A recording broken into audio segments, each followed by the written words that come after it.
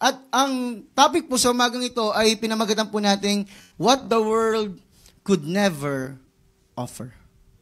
Marami pong pwedeng ihandog ang mundo. Tama po ba? Marami po siyang pwedeng ibigay sa atin. Marami pong mga sa tingin po natin magandang maibibigay. Yung ating pong mundong ginagalawan. Katulad po ng iba't ibang klaseng mga materyales. Hindi po natin sinasabing masama yon by nature. Hindi po natin sinasabing ganon. Marami siyang pwedeng ibigay. Yung fame, yung power, yung authority. Maaaring ibigay yan ng mundo. What the world... There's one thing, at alam po natin, that the world could never offer this thing.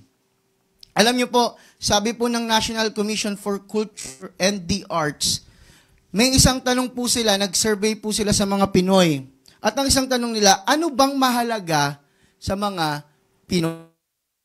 What is the most important or what is important for the Filipinos or what do Filipinos value at present? Ano ba yung pinapahalagahan? Kaya, sa tingin niyo po, ano po, wag po munang ilalagay yung slide, ha? Sa tingin niyo po, ano po ang pinapahalagahan ng mga Pilipino? Magtatanong po ako. Kung walang sasagot. Wala pong sumasagot, magtatawag ako. Ano sa tingin niyo po yung pinapahalagahan ng mga Pinoy? Family? Family? Sino pa po? Cellphone? Diyan po sa likod. Pera! Ang dami nung pera na eh, no? Ano pa po? Kasi dito meron pong 19. Self-interest, okay. Kayamanan, job, ano pa po? Bahay, safety, health. Dito po sa kabila, wala sumasagot dito, lulubog yung bangka. O, education daw po. Yan. Ano pa? Meron pa po bang habol? Sabi po dito sa survey, ito po yung mga pinapahalagahan ng mga Pinoy. Nanggaling na po ito sa National Commission for Culture and the Arts. At layunin po nito na ipakita sa atin kung ano ba yung mga pinapahalagahan natin as a Pinoy, bilang mga Pinoy. Ito po yung ilan sa mga pinapahalagahan daw po ng mga Pinoy. Nasagot po natin kanina, family, education, pera, health, basic needs, yung job sa work. Ano pa po ba? Walang sumagot ng love for the country. Parang di nyo na alam Pilipinas, ha? Yan.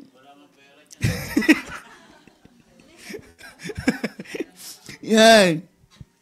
Sabi po dyan, wala pong pera po dito. Napansin din po ni Elder Alex. So, hindi po talaga mukhang pera ang mga Pinoy, ha? Number 7 ba? Work and livelihood. Okay. Ayan po, makikita nyo po. Nakita nyo po number 16, kapwa. Diba? Happiness.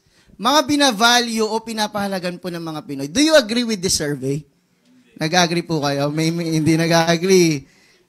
Pero mas marami po sila nag-agree doon. Anyway, kung titignan po natin, napansin niyo po, pang-ilan po yung faith? Pangatlo po yung faith. And sabi ko, nung habang tinitignan ko po itong survey na ito, nagpapasalamat pa rin po tayo dahil kahit papano, though dapat nasa unahan po yung, dapat nga hindi faith, dapat yung particular, di ba? Si Jesus, Nagpapasalamat pa rin po tayo dahil yung bansa po natin ay pangatlo pa rin po yung faith. Binavalue pa rin po natin yung meron tayong belief. Pero, though it varies from one faith to another dahil sobrang dami nga po ng iba't ibang reliyon dito sa Pilipinas, name it, halos lahat ng parang variation ng mga kung ano-anong klase pong reliyon ay nasa atin na po. Di ba? Marami din pong mga kulto na naglipanan dyan. Susuriin po natin sa ibang mga bansa, wala na nga pong konsepto ng higher being. Wala na po silang ganong konsepto. They are more on the materialism and individualism. Yung focus po nila, yung kanilang self-interest, yung kanilang sarili. Sabi po ulit dito sa Mateo 13:45 to 46 at babasahin ko po ulit para makintal po sa ating mga isipan. Ang kaharian ng langit ay katulad din ng isang negosyante na naghahanap ng mga mamahaling perlas. Nang makakita siya ng isang perlas na napakahalaga, umuwi siya at ipinagbili ang lahat ng kanyang ari-arian at binili ang perlas na iyon. Sabi po ng ating Panginoong Hesus, the kingdom of heaven is like a merchant seeking beautiful pearls. Ano po yung detalye ng talinaga? Tignan po natin na maigi para maintindihan po natin. So una po, may negosyanteng naghahanap ng perlas. So kung titignan po natin, sino po dito yung mga mahilig mangolekta? Ng kahit ano, kung ano-ano pong ano. Alam ko po si Pastor Mark nangongolekta to eh. Hindi ko, ano po yata yung mga kinokolekt ng mga cards? Okay po, hindi po mga baraha. Okay. mga cards po. Meron po ba dito mga nangongolekta ng mga parang figurine? Mga, alam niyo po yung sa mga parang mga Transformers, Gundam, mga ganon, di ba? Hindi ko pa baka ayaw niyo sumagot kasi baka sabihin kasalanan. Hindi po tinatanong ko lang po kayo. Yung talaga pong bumibili pa po, di ba? Ako nga po kung tutuusin, gusto ko rin bumili ng mga ganyan eh. Yung mga, ako po kasi fan din po ako ng anime. So yung mga espada ni Zoro, yung mga ganon. So kung may time, di ba, at may pagkakataon, bibili ka rin ng ganyan eh. Yung iba po, di ba, alam nyo, nangongolekta ng mga coins? Sino po dyan? Yung, kunyari, kailangan yung piso mo, yung 1977. Bibilin daw ng 3K or 1K. O kaya yung centennial na mga Philippine peso, mga ganun po. Di ba may mga ganun po nangongolekta at willing silang bayaran yung piso po na yon kapalit ng 3K, 4K, 5K because they think for them, it has a value. From one person to another, magkakaiba po sa atin yung definition ng value. Kaya nga po yung iba nangongolekta ng coins, yung iba nangongolekta ng mga tinatawag na figurines, yung iba nangongolekta ng kung ano-ano. Di ba mga antigong bagay? Di ba? At alam nyo po ba na merong isang rarest item ang pinagbili or binid po, nagkaroon ng bidding, itong rarest item na ito ay ibinenta po. So, marami mga bidders. At ang item po na ito, yung tinatawag po na Salvator Mundi or the Savior of the world. It is the image of Jesus na pininta po ni Leonardo da Vinci in the 1500s. Noong 2017 po, pinag-aagawan po yung painting po na yun. Wala po dyan, di ko po nilagay para i-search nyo na lang po. Pinag-aagawan po yun para malaman nyo po kung totoo yung sinasabi ko dito, di ba? At alam nyo po kung magkano po nabenta yung painting na yon, ayun po yung pinakamahal na painting na nabenta. At nabenta po ito sa halagang 25.7 billion pesos. Billion po pesos. Or sa US dollars ay 450.3 million dollars. Alam niyo po kung sino ang nakabili? Isang negosyante or businessman at politician sa Saudi Arabia. Pangalan niya po ay baka magkamali ako ng banggit, di ba? Bin Abdullah Al Saud. Yan po yung pangalan niya. Politician at businessman. Al Saud po. Ngayon.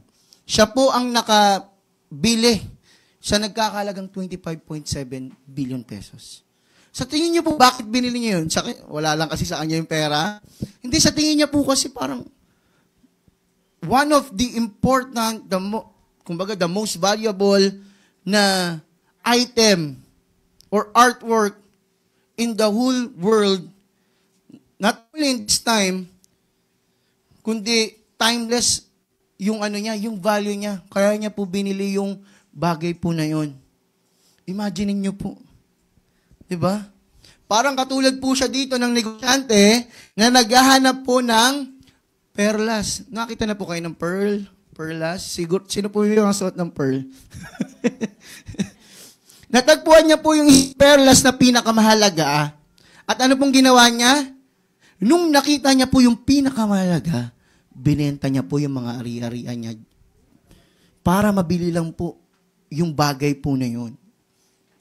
At alam niyo po ba, ang pinakamalaki at pinakamahal na perlas ay natagpuan po sa Pilipinas. Sino pong nakakaalam niyan? Wala po, ako lang. Ngayon, alam na po nating lahat. Ang pinakamahal, pinakamalaki, pinangalanan nga po tayong The Pearl of the Orient Sea, di ba? Pero, natagpuan po ito sa Palawan. Ayan, tignan nyo po. Trivia lang po, alam. Ang pinakamahal, pinakamalaki na pearl ay natagpuan po sa Palawan Sea noong 1934 at tinawag po itong Pearl of Lao Tzu or Pearl of Allah. Dahil po ang nakatagpo po nito ay yung isa pong Muslim, kaya tinawag po niyang Pearl of Allah. Dahil kung titignan niyo po yung ibang angle ng pearl na ito, hugis mukha po talaga siya. Kung titignan niyo po sa Google, kung i-search niyo po, hugis mukha po talaga siya. At sinabi po ng local or Muslim po na ang pangalan nito ay Pearl of Allah dahil he believed that this blessing came from God. So, nung tinignan po at inestimate yung value ng pearl po na ito, nagkakalaga po siya ng 2.3 billion pesos sa ating pong current na pera po ngayon. Ano pong ginawa nung ano? Ayaw pong ibenta nung may-ari, nung nakakita, o nung Muslim na yon, yung kanyang, yung ano po, yung mismong perlas. Kasi sa tingin niya priceless eh. Pero nung magkasakit po yung kanyang anak, ang ginawa niya po ay, dahil pinagaling ng isang Amerikanong doktor yung anak niya, ibinigay niya po yun sa doktor as a sign of a gift. Sa doktor po na yun. So, para sa kanya, mas priceless yung kanyang anak. After po nun, dinala po sa Amerika yung ano po na yon, yung perlas po na yon, at minsan na rin po siyang na ilagay sa museum ng Ripley's Believe It or Not. Nanonood po ba kayo dati nun? Yung Ripley's Believe It or Not. At ang alam ko po ay narito po ulit siya sa Pilipinas, currently nasa Palawan, if I'm not mistaken. Bakit ko po nasabi yon? Para magkaroon po tayo ng idea kung gaano po kamahal yung isang perlas. Sa ating pong panahon, it is 2.3 billion pesos yung pinakamahal. Siguro itong negosyanteng ito talagang hinahanap niya ano ba yung pinakamaganda, pinakamakinang, pinakamahal, sabihin natin rare na perlas na pwede niya makita in his lifetime.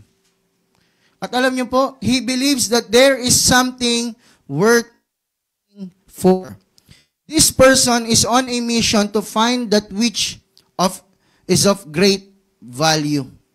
And when he finds it, he recognizes its value and is willing to sell all to obtain it. Mga kapatid, Christ is the treasure worth looking for. Sabi ko po kanina, tayo po sa ating mga buhay, meron tayong mga talagang hinahanap. Meron po tayong gustong makuha. Tama po ba? Meron po tayong gustong makuha. Makakuha tayo ng magandang bahay, magandang trabaho, magkaroon ng magandang grades, magkaroon ng lupa. Pero, beyond that, hindi ko po dinidiscredit yung mga bagay po na yun. Dahil mahalaga po at kailangan po natin our life. Pero ang gusto ko pong sabihin, at gusto ko pong ipaalam po sa bawat isa, na lahat po tayo dito ay mamamatay. Tignan niyo po yung katabi niyo. Wag naman po sana muna, di ba? Pero lahat po tayo, we will all leave this earth. Amen. Parang hina nung sinabi kong we will all leave this earth, Ayaw mag-amen. Amen po ba? Kaya dapat po, ang thinking po natin, hindi lang pang dito. Hindi lang po pang dito ang thinking. Kailangan po, mas mataas nga yung thinking natin doon sa langit na bayan or doon sa eternal life. Pero hindi din natin pino-forsake yung buhay po natin dito. Nagigets niyo po ba yung gusto po natin sabihin? It is not one way or another.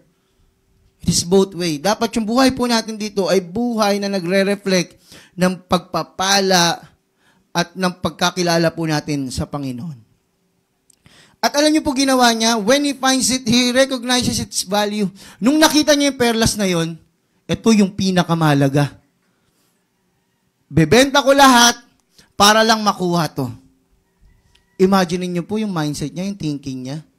Kaya niya pong iwanan ng lahat, ibenta ang lahat para sa nag-iisang perlas po na yon. Kasi ayang i-outweigh ng perlas na yon yung lahat ng ari-arian niya. Ganun po yung thinking niya. At ganun din po ba yung thinking po natin sa Panginoong Hesus? Na kayang i-outweigh ng Panginoong Hesus lahat po ng meron tayo sa buhay? Bakit po tahimik kayo? Nag-iisip. Though, ang gusto ko pa sabihin, that we cannot pay for our salvation, hindi po yan yung sinasabi ng verse na ito, so nababayaran pala yung salvation. No. Ang emphasis po nito is kapag nakita na natin yung pinakamalaga sa ating buhay, kaya mo bang iwanan ang lahat? Once you found the prize, the one we are looking for, we willing to give up everything just to possess it. Just like this merchant. Kung tatanungin po tayo ngayon, si Jesus o yung trabaho mo ngayon, masasabi niyo po bang si Jesus? Paano po pag dumating na tayo sa sitwasyon po na yun? Doon po talaga masusukat yung ating devotion sa ating Panginoon. Nasusukat po yung devotion sa ating Panginoon sa pamamagitan po ng mga challenges na pinagdaraanan po natin. Maaaring masabi po natin ngayon, dahil sitting pretty po tayo sa ating pumaon dito, na Jesus. Si Jesus. Pero kapag dumating na po yung katakot-takot na mga pagsubok sa ating mga buhay, ang tanong po, si Jesus pa rin ba? Ano po ang mahalagang katanungan? Ito po ang mahalagang katanungan, kapatid. Atin bang sinasaliksik ang Diyos o isinasawalang bahala natin siya? Sa English po, are we seeking God or are we neglecting Him? Sa mga nakakilala po sa Panginoon, tayo pong narito, halos lahat po sa atin ay nakakilala na sa Panginoon. At sa mga kikilala pa lang sa Kanya, ano pong nais kong sabihin na hindi po tayo pwedeng ma-connect sa Panginoon nung tayo po hindi pa po nakakilala sa Kanya dahil putol po o patay yung ating mga spirito. Not unless tanggalin po ng Diyos, tanggalin po tayo sa ganung kondisyon ng Diyos sa pagiging patay, not unless i-resurrect niya yung ating spirituality, hindi po tayo makakatanggap sa Kanya. Kasi nga po, patay tayo eh. Tama po ba? Hindi mo pwedeng sabihin sa isang patay na, oy, gumising ka dyan. Diba? Sa isang lamay, gising ka na dyan. Hindi. Gising yun. Only God can resurrect our dead spirit. Sabi po dito, seek the truth. Hanapin po natin yung katotohanan. Huwag po tayo yung madaling maloko na may nagsasalita sa harapan. Oo nga, no? Parang totoo. Hindi po, magtanong po tayo. Alamin po natin. There are many people who knows that there is much more meaning to life than just eat and marry. That there is some purpose, some meaning that is worthy of search, and who spend their lives trying to find it. There are people, at maaaring yung iba sa atin, may mga tanong, ano pa talagang layunin ko sa buhay? Bakit ba ako nabuhay? sa mundong ito. Naitanong niyo na po ba yan sa inyo pong mga sarili? Yes po ba? Naitanong na po natin yan, di ba? Minsan sa ating buhay, pag tayo nagbubulay-bulay, ano bang layunin sa akin ng Diyos? Bakit ako naririto? Mga kapatid, kagaya po ng tao linghaga po na ito, kung saan yung purpose and goal niya, ano pong purpose at ano pong goal ng merchant sa kwento? Makita po yung nag-iisang pinakamalagang perlas. Yung po goal niya in life. It is to find that one precious treasure. Treasure. And are we looking for a purpose, mga kapatid? We can never find our purpose, our genuine on the wrong place. It is only... Palit lang po ako ng mic. Yan. Hindi po natin makikita yung ating layunin sa ibang tao, sa ating pong mga karelasyon, sa ating pong mga asawa o kung sino man, hindi po natin makikita yung tunay po nating layunin dyan. Kasi hindi po yan perfect at hindi rin po yan yung kalooban ng Panginoon. We can only find yung ating purpose sa ating Panginoon. Kaya Christ is the treasure worth looking for. Tunay po na wala pong papantay o higit sa ating Panginoong Hesus. And the question is, are you searching? Kung titignan po natin yung previous mga verses, may previous talinghaga, nakakita siya ng, dito po sa Mateo, buklatin po natin yung ating mga Bible sa Mateo, at tignan po natin. Mateo chapter 13, verse 44. Makikita po natin dito, ang kaharian ng langit ay katulad ng kayamanang nakabaon sa isang bukid. Nahukay ito ng isang tao, ngunit agad itong tinabunan. Tuwang-tuwa siyang umalis at ibinenta ang lahat ng kanyang ari-arian upang bilhin ang bukid na iyon. Yung isang lalaki o isang tao pong sinabi dito, nakita po siya, aksidente niyang nakita nung nagbubungkal siya, yung kayamanan. Some of us, kumbaga parang, though hindi na maganda yung term na aksidente, di ba? Dahil it is the will of God kung bakit tayo nakakilala. Pero makikita po natin na sometimes, or yung ilan po sa atin dito, nung nakakilala sa Panginoon, dahil na-invite sila, di ba? Hindi naman talaga nila parang sinasadya na, kumbaga, para lang ma-appease lang yung kaibigan niya na nag-invite sa kanya. Pumunta siya. Tapos yung pala yung galaw ni Lord para makakilala siya. At meron naman po, dito sa talinghagang ito na pinabasa natin, talagang hinahanap niya. Nakita niyo po? Same sila but different. Same silang nakakita ng kayamanan, yung isa kayamanan, yung isa perlas, pero different yung pagkakakita nila doon. Yung isa hinanap talaga, yung isa aksidente niya pong nakita. At dito po, dito sa talinghagang ito, hinanap niya po talaga yung pinakamalaga. At ang sa akin po, mga kapatid, sa umaga pong ito, talaga po bang nahanap na natin yung pinakamalaga? At talaga po bang in-embrace na natin yung pinakamahalaga? And right now, I'm telling everyone that Christ is the treasure that is worth looking for. He is the pearl. The great pearl with a great price.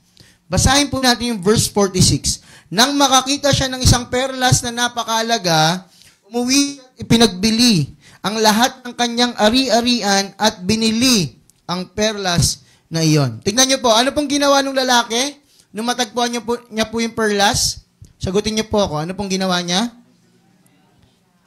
Umuwi siya at binenta niya po lahat, pinagbili niya po. Tignan niyo po yung sa next slide. Itinigil niya na po yung paghahanap sa iba.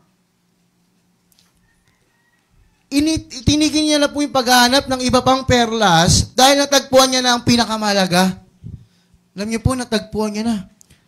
It is the one I am looking for. Tayo nga po, di ba, mga kapatid? Sa mga may, ano po dito, may mga asawa po, di ba? Tinigil mo na yung paghahanap sa iba di ba? Kasi natagpuan mo na yung ano Mas masagot po dito, dapat Tinigil na po natin no? Ninyo no? Ng mga may asawa po dyan. Yung paghahanap sa iba Tama? Napapalingon lang po ba sa iba? Kasi sabi mo, nahanap ko na yung the one. Sabi nga natin ganun di ba? The one. The one I want to spend the rest of my life with. Kaya pag tinitignan mo yung asawa mo, talaga bang tinitignan mo na, ito yung pinakamahalaga sa akin. Bakit natatawa po? Sabi nga po natin, when we found the one, we will not look for another one. Tama po? Bakit? Ibig sabihin po nun, kung naghahanap ka pa ng iba, so yung una ay hindi yung the one. Diba? Tama po ba? Kapag naghahanap ka pa ng iba, yung one, hindi talaga siya one. Number 2 lang siya.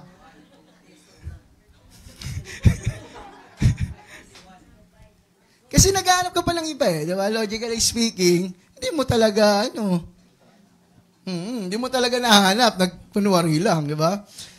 When we found Jesus, the greatest treasure worth looking for that can satisfy our greatest needs and desires, hindi ka na maghahanap pa ng iba. Tama po ba? Amen po ba? Hindi na po tayo maghahanap ng iba. What I'm trying to point out, mga kapatid, ay hindi po yung mga asawa po ninyo, ha? Baka mag-doubt pa po kayo dyan. Pinakasalan nyo na po yan. What I'm trying to point out, mga kapatid, that only Jesus can fulfill our greatest need. Wala na pong iba pa. Sabi po dito, the pearl represents Jesus and the salvation He offers. And why its price is great? Because it is His own blood that paid the price to redeem us from the penalty of our sins. Minsan tayo mga Kristiyano, mga kapatid, dahil halos naman po tayo dito lahat, bugbog na po sa atin yung word na salvation, yung word na kaligtasan, yung word na redemption, yung word na blood. Dahil bugbog na po sa atin, manid na po tayo, na hindi na po natin na-appreciate every day yung value ng salvation na ibinigay sa atin ng Panginoon. Kasi lagi mo naririnig. Tama po ba? Minsan hindi na po natin na-appreciate yung impact, yung value. Kaya nga, nung nag-uusap po kami kanina dito, yung kantang Salamat, di ba po? Bugbog na sa tenga po natin yun Kahit nga nakapikit tayo, baka sa mga instrumentalist, kahit nakapikit kayang tugtugin Dahil lagi po natin, kumbaga yung over-familiarity po natin sa kantang Salamat, hindi na po natin na-appreciate yung lyrics nung kanta po na yun. Diba? Talaga ba pag kinakanta po natin yung chorus, Salamat, O Jesus, sa pag-ibig mo, talaga po ba nagpapasalamat tayo? O yung verse 1, kung aking mamasdan ng kalawakan, hindi ko maunawaan. Bugbog na po tayo And the reminder for us today, mga kapatid, let us always be sensitive doon sa salvation na tinanggap po natin. Let us always reminisce kung ano po yung ginawa ng Panginoon. Sa tuwing tayo po ay daranas sa pagsubok, yan po yung magiging sanggalang po natin. Na tayo po ay niligtas. Nang hindi kung ano-ano pong dugo, kundi ang dugo po ng ating Panginoong Jesus. He paid the price. He is the pearl of great price. Dugo po ng ating Panginoong Jesus ang pinambayad po sa ating mga kasalanan. And the greatest need, our greatest need, is salvation. Nothing more, nothing less. And there's no good works, nor good person can satisfy the wrath of an angry God. Wala pong ibang dugo ang pwedeng maka-appease doon sa galit ng ating Panginoon. It is only by the most precious blood of Christ, the priceless yet costly blood of Christ. Kaya yung sabi po ni Jesus sa Samaritana, sa youth Sunday class po namin, ang babae sa balon. Sabi po ng isa naming kabataan, ang babae sa galon. Yung nga ba nagkikwento? Kasi po ang type po namin, magkikwento po ako, pag sa youth Sunday class namin, magkikwento po ako 2 beses, tapos may magkikwento po sa kanila. Kung makikita nyo po, nag-iiba po yung kwento eh. Kapag iba na yung nagkikwento. Ano pong gusto kong sabihin? Sa 1:4:13 hanggang 14, may sinabi si Jesus sa isang Samaritana. Itong Samaritana na ito ay nag-iigib po sa isang balon. Katirikan ng araw, mga tanghaling tapat, nag-iigib po siya sa balon. Nag-iigib po siya sa balon ng katirikan ng araw, tanghaling tapat, hindi dahil trip niya lang po. Una sa lahat, siya po ay may kinakasama, pang-6 or pang-7, at hindi niya po yun asawa. Pero yung unang 5 yata or 6 ay naging asawa niya. So, papalit-palit po siya ng asawa. So, kung sasabay po siya sa gabi or sa umaga na mag-igib sa mga kapwa niya babae, malamang sa malamang, minamarites na po siya ng mga... Kung sa atin ngayon, dito na naman si Samaritan woman. No? Yung yan, pang-6 niya na yan eh. Hindi pa natigil yan. Diba? Hindi maubos ng desire niyang babaeng yan, ha? Pag-uusapan po siya, kaya mas pinili niya na lang po na tanghaling tapat, katirikan ng araw. At ang ating Panginoong Yesus, pwede naman siyang umiwas eh. Ito po yung, Judea. Sabi ko po sa mga youth, ito yung Judea, ito yung Samaria, ito yung Galilea. Si Jesus, pupunta po ng Galilea. Tingnan niyo po, Judea, Samaria, Galilea. Dito po, yung sa Jordan River, ano po yun, mataas na parte, pabundok po. Iikot pa po siya ng pagkalayo-layo ang ating Panginoong Yesus kung susundin niya yung kultura, tradisyon, paniniwala ng mga Israelita. Dahil para sa kanila, yung mga Samaritana ay half-breed. Mga race mix, mixed race, sorry. Iikot pa po siya. Pero, dumiretso po siya ng Samaria. At ang pake niya po doon yung babaeng Samaritana.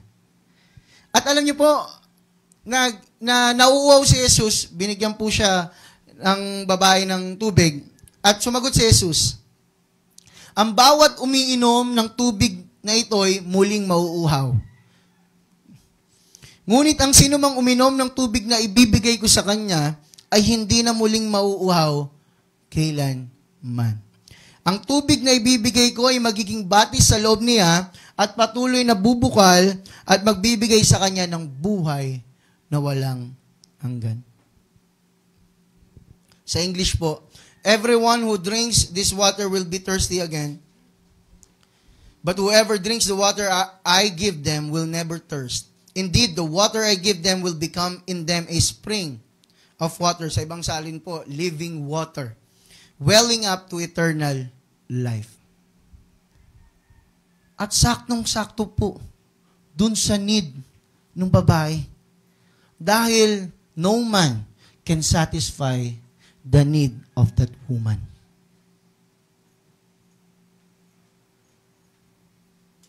And no one can satisfy our greatest need. Our greatest need is salvation.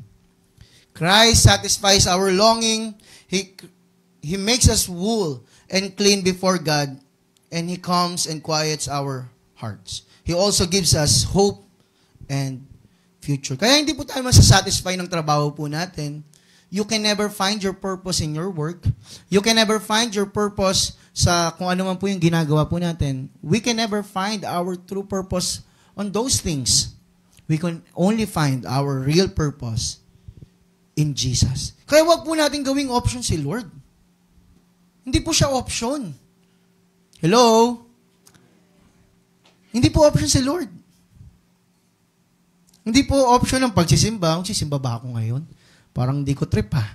Parang, next week na lang. Si Pastor Eman yung magpipreach eh. Pastor, hindi po option ang pagsisimba, mga kapatid. Baka sinasabi niyo option yung pagsisimba. Hindi po. It is the Lord's Day. Option po bang uminom ng tubig? Isa iba option kasi magkaka-UTI dahil sa kakainom ng soft drinks. Hindi po option uminom ng tubig, di ba? Kapag ka nauuhaw ka, anong una mong ginagawa? Umiinom po ng... Pag hindi ka uminom ng tubig ng 3 days, ano po mangyayari sa'yo? Dehydrated, di ba? Tapos ilang mga araw lang, dedo na, patay na. Di ba po? Kaya hindi po option ang pag-inom ng tubig. At hindi rin po option ang ating Panginoong Yesus. He is the living water that wells up within us and gives us eternal life. So kung option siya, option lang din yung eternal life na ibinibigay niya.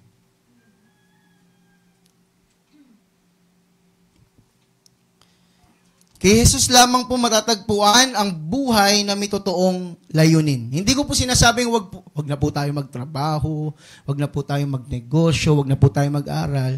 Because kailangan po natin yung mga bagay na yan here on earth. To be successful here on earth. But to be successful in heaven, what or who we need is Jesus Christ. Only Jesus Christ. Nothing more, nothing less. And the challenge for us, when we find the greatest, the most valuable thing in life, are we willing to give up everything just for the sake of getting it? So our application, mga kapatid, what Jesus is offering is more than the world could never offer. What the world could never offer is eternal life. Amen? Wala magsasabi sa iyo dyan na may in-offer siya na buhay na walang hanggan kundi ang ating Panginoon. Ano pong sabi ni Pedro dun sa sa isang lalaking hindi makalakad sa Acts 3:6-7? Sabi niya, Peter said, "Silver and gold have I none, but such as I have give I thee, in the name of Jesus Christ of Nazareth, rise up and walk." And he took him by the right hand and lifted him up, and immediately his feet and ankle bones received strength. Madalas po natin nakikita doon yung power ni Jesus Christ. Di ba? Doon sa verse na yon. Pero alam niyo po yung unang sinabi ni Peter, silver and gold have I none. Sa kanila po, importante yun eh. The most important thing sa kanila, yung silver, yung gold, yung coins na meron sila, yung money, material things. Pero sabi ni Pedro, wala ako ng mga yan. Pero meron ako. Alam mo kung anong meron ako? Ang ating Panginoong Yesus. Sabi ko po kanina, mamamatay po tayong lahat. Sabi po sa Hebrews 9:27, itinakda po ng tao ay minsan lamang mamatay. Minsan lamang po tayo mabubuhay at minsan lamang po tayo mamamatay. Lagi pong binabanggit ni Pastor Mark, masarap daw po ang sopas sa lamay. Dahil nakailang lamay na po siya. Totoo daw po yun, masarap daw po ang sopas, ang kape, pag sa lamay. We will all leave this earth. We will all die, and what will remain is our soul, mga kapatid.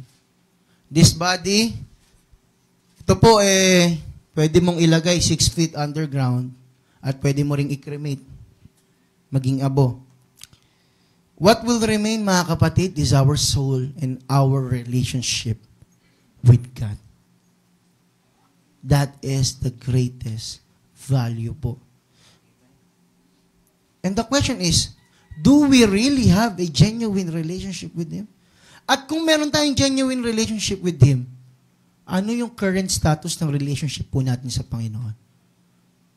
Is it warm? Is it cold? Is it lukewarm?